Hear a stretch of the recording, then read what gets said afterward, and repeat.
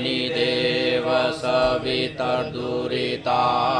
परासुव यद्भद्रं तन्नकासुव।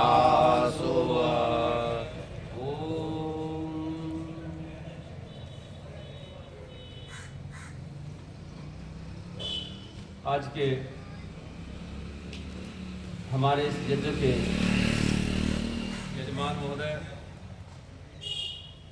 हमारे दोनों ब्रह्मचारी वेद पाठीगण, उपस्थित मुख्य यजमान विपुल जी और उनका परिवार,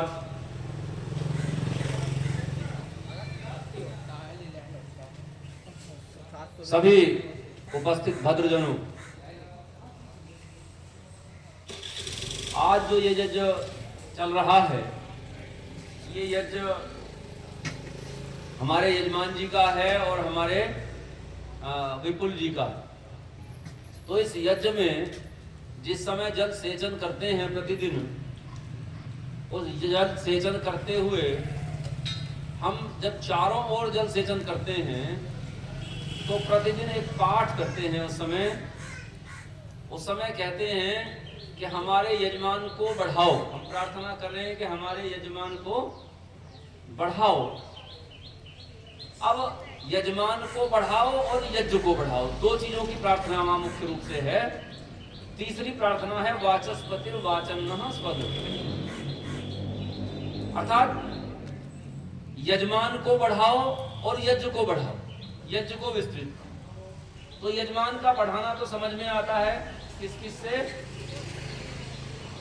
यजमान का तो बढ़ाना समझ में आता है कि हम वहां ऐश्वर्य मांग रहे हैं, ब्रह्मवर्चस्व मांग रहे हैं, हम वहां विद्या की अधिकता मांग रहे हैं, ऐश्वर्य की अधिकता मांग रहे हैं, सामर्थ्य मांग रहे हैं, संतान आदि के से वृद्धि मांग रहे हैं।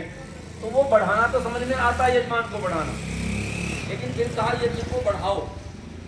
तो यज्ञ को कैसे बढ़ाओ? कितना तक आप यज्ञ को बढ़ा सकते हैं? अगर हम देखें तो दैनिक में यज्ञ करते हैं तो छोटे से यज्ञ कुंड में करते हैं। अब इन्होंने यज्ञ कुंड बड़ा कर लिया। जब ऋषि दयानंद सरस्वती संस्कार विधि में यज्ञ कुंड की माप लिख रहे हैं तो 4 हाथ के बाद बंद कर देते हैं, 4 हाथ के आगे नहीं लिखी। और 4 हाथ का बना करके लिख करके फिर कहा कि आगे जितनी आहुति देनी हो इसी में दे।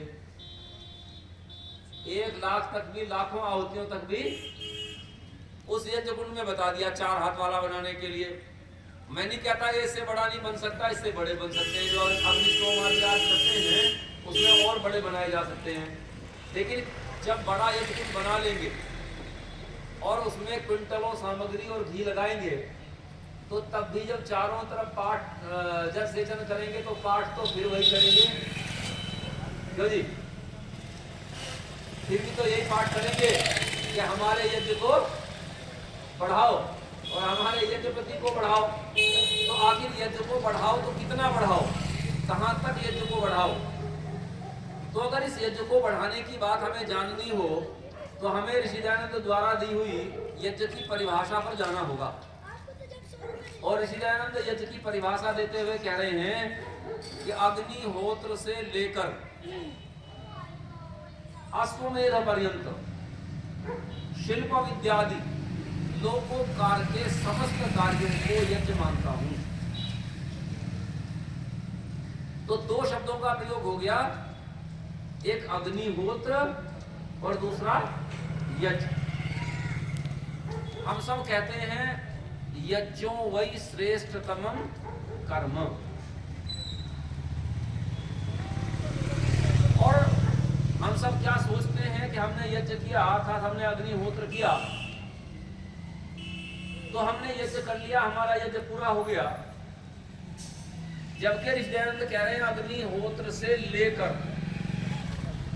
इसका क्या अर्थ हो गया कि अग्निहोत्र तो हमारा प्रारंभिक बिंदु है, स्टार्टिंग पॉइंट है यज्ञ का। अग्निहोत्र से यज्ञ समाप्त नहीं होता, अग्निहोत्र से तो यज्ञ आरंभ होता है। अब इस यज्ञ को अग्निहोत्र से आरंभ किया और कहां तक ले जाना है, कहां तक विस्तृत करना है? तो इसको विस्तृत करना है अश्वमेध पर्यंत। बहुत बार मैं इसकी चर्चा करता हूँ कि भाई अश्वमेध यज्ञ कब संभव है और कौन कर सकता है। जानने का नहीं, उनका नहीं जानने का। तो अश्वमेध यज्ञ बस हम और आप नहीं कर सकते। क्यों? क्योंकि अश्वमेध यज्ञ तो राजा कर सकता है।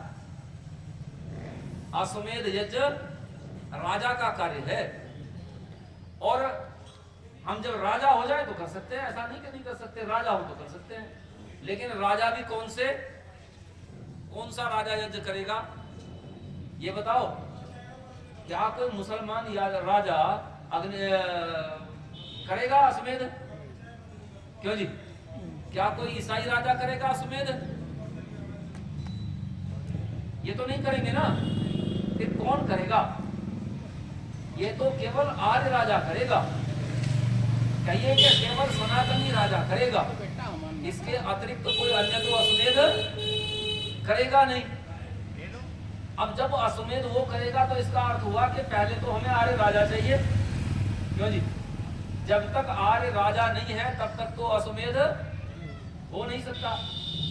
तो अश्वमेध के लिए आर्य राजा चाहिए, और आर्य राजा अगर हमें बनाना है तो भाई आर्य प्रजा चाहिए, क्योंकि आर्य प्रजा होगी तब तो आर्य राजा होगा।